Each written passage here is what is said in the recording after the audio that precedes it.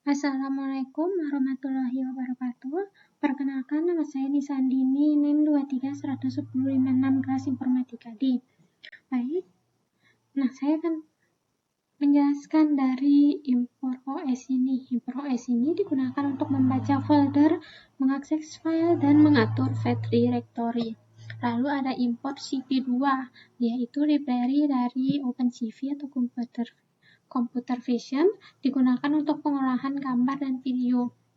Nah, di sini ada import NumPy, dia library untuk perhitungan numerik, digunakan untuk operasi matriks, array, dalam pengolahan gambar. Gambar dianggap sebagai array angka. Lalu ada import Matplotlib, dia itu library untuk visualisasi data gambar. Nah, selanjutnya itu di sini digunakan untuk menampilkan beberapa sampel gambar dari satu kelas dataset. Di sini kita menampilkan 5 gambar sekaligus dalam satu baris menggunakan subplot. Jika gambarnya berwarna, kita konversi dari format OpenCV ke RGB.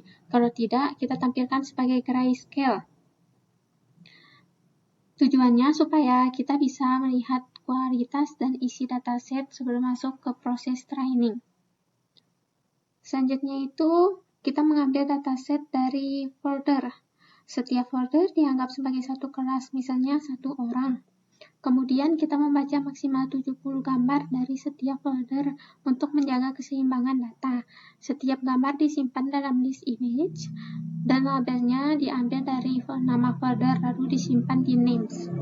Selanjutnya, pada bagian ini, kita mengambil label unik dari data, karena sebelumnya label masih berulang, kita digunakan mp.unique untuk menghapus duplikasi. Hasilnya adalah daftar semua kelas yang ada dalam dataset, yang nantinya digunakan dalam proses training model.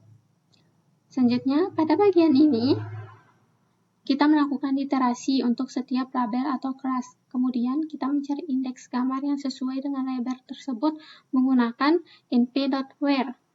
Setelah itu, kita ambil gambar berdasarkan indeks tersebut dan menampilkannya menggunakan fungsi showDatabase. Nah, tujuannya adalah untuk melihat distribusi dan isi data pada setiap kelas. Ini adalah outputnya. Setelah itu, kita akan menginisialisasi model deteksi wajah atau face detection menggunakan OpenCV. Model ini sudah dilatih sebelumnya dan disimpan dalam file XML. Fungsinya adalah untuk mendeteksi wajah pada gambar, khususnya gambar yang menghadap ke depan. Selanjutnya, pada bagian ini, dia berfungsi dan digunakan untuk mendeteksi wajah dari gambar. Pertama, gambar diubah menjadi grayscale untuk mempermudah proses deteksi. Kemudian kita menggunakan hair cascade untuk menemukan posisi wajah. Jika wajah ditemukan, gambar akan di-crop dan di-resize menjadi 100 x 100 pixel. Jika tidak ditemukan, maka akan ditandai sebagai none.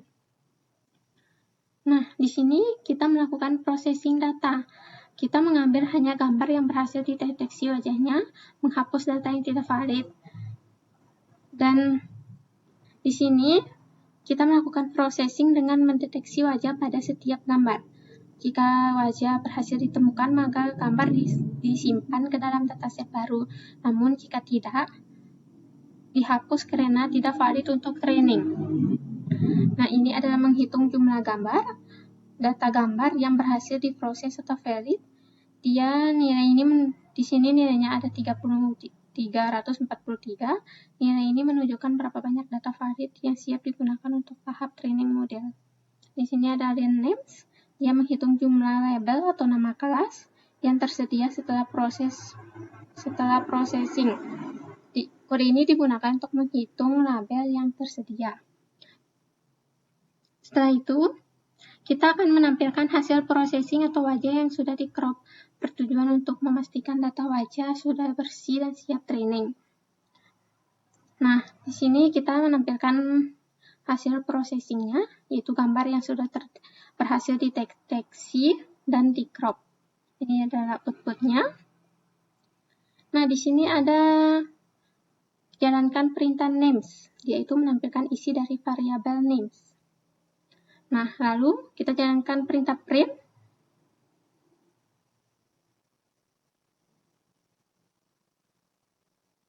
Di sini dia ada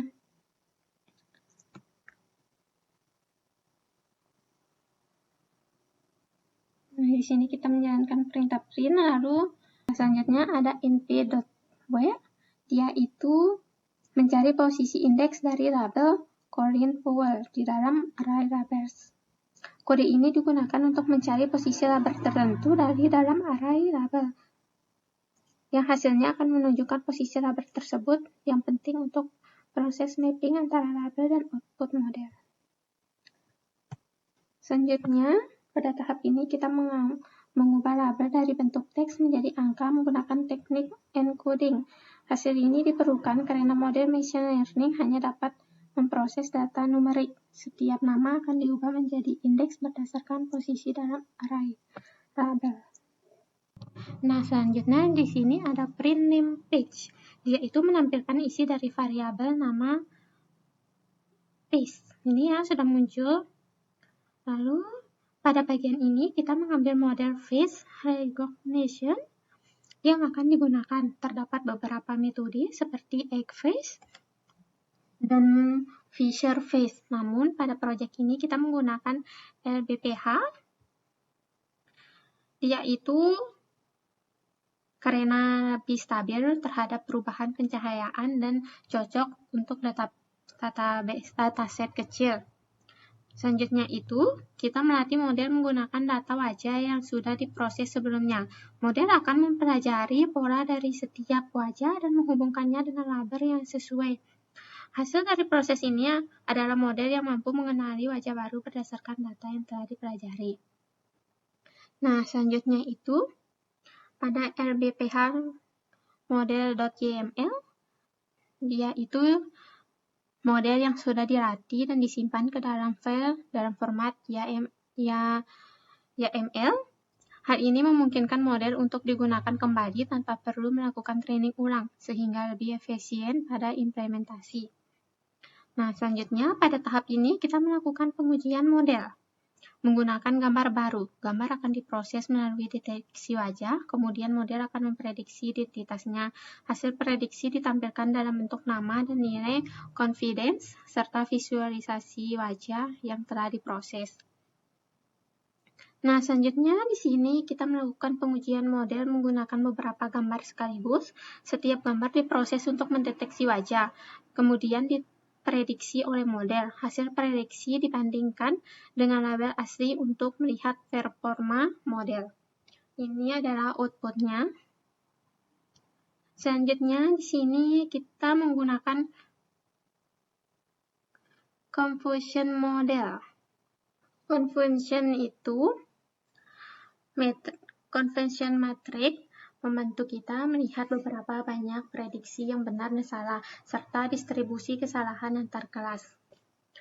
Nah, ini adalah outputnya.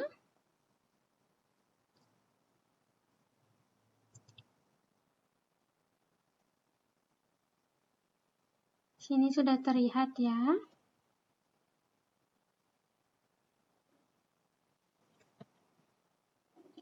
Selanjutnya itu ada import confusion matrix. Fungsi ini digunakan untuk memvisualisasi confusion matrix dalam bentuk grafik. Dengan visualisasi ini kita dapat melihat distribusi prediksi model secara lebih jelas, termasuk prediksi yang benar dan kesalahan antar kelas. Nah, selanjutnya di sini ada import iterators. Kita akan menggunakan confusion matrix untuk mengevaluasi performa model. Dari grafik ini, kita dapat melihat jumlah prediksi yang benar dan salah setiap kelas. Semakin banyak nilai pada diagonal utama, maka semakin banyak performa model dalam mengenali wajah. Di sini ada computer vision matrix dan broad normalized confusion matrix. Yaitu selain confusion matrix, kita menggunakan classification report untuk mengevaluasi model secara lebih detail. Laporan ini menampilkan metrik seperti version, recall, dan F1 score untuk setiap kelas, sehingga kita dapat memahami performa model secara lebih mendalam. Nah, ini sudah terlihat ya.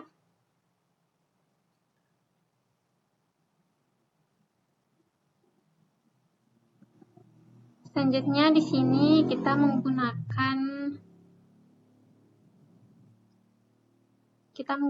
classification report untuk mengevaluasi performa model secara menyeluruh. Laporan ini menampilkan version, recall, dan F1 score untuk setiap kelas, sehingga kita dapat melihat seberapa baik model dalam mengenali masing-masing individu.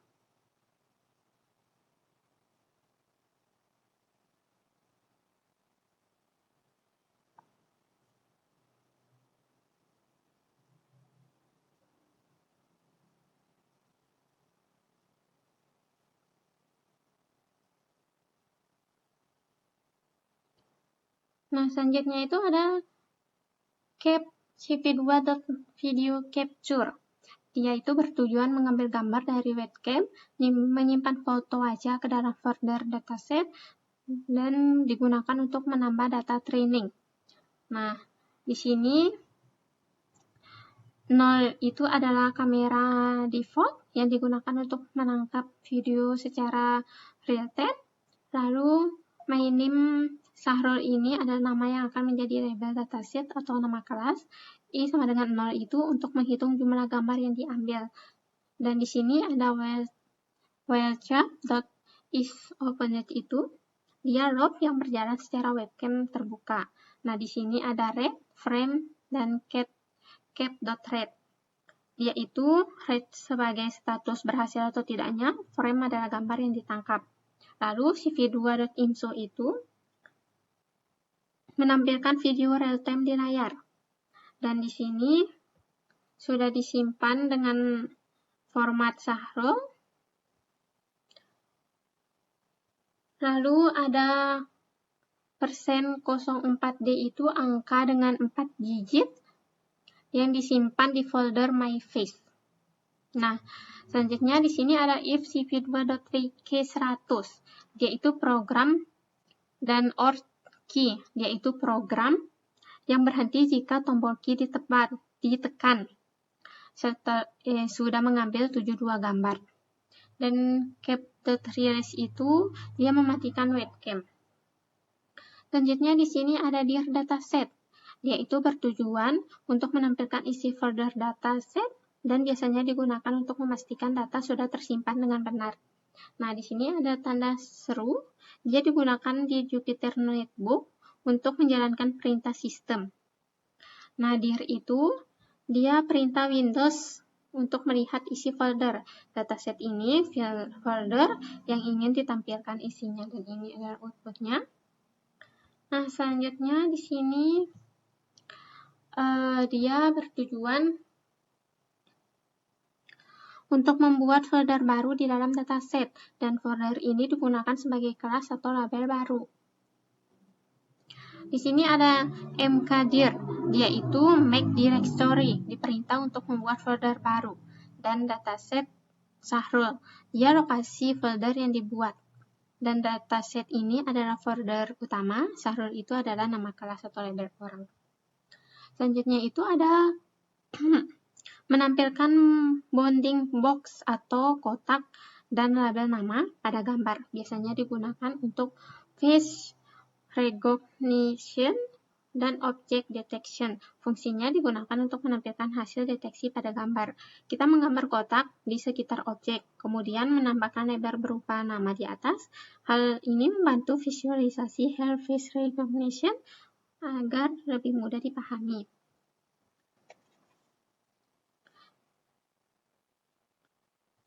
Nah, selanjutnya di sini melakukan face recognition secara real time. Yaitu wajah yang terdeteksi, terus nama orang, atau hasil deteksi model. Nah, tahap ini sistem melakukan face recognition ini secara real time menggunakan webcam. Setiap frame yang ditangkap akan dideteksi wajahnya, kemudian wajahnya tersebut di-crop dan di-resize. Selanjutnya, model akan memprediksi identitas wajah, menghasilkan label serta tingkat kepercayaan. Hasilnya ditampilkan dalam bentuk kotak dan nama layar. Baik, itu saja. Wabillahi taufiq wal hidayah. Assalamualaikum warahmatullahi wabarakatuh.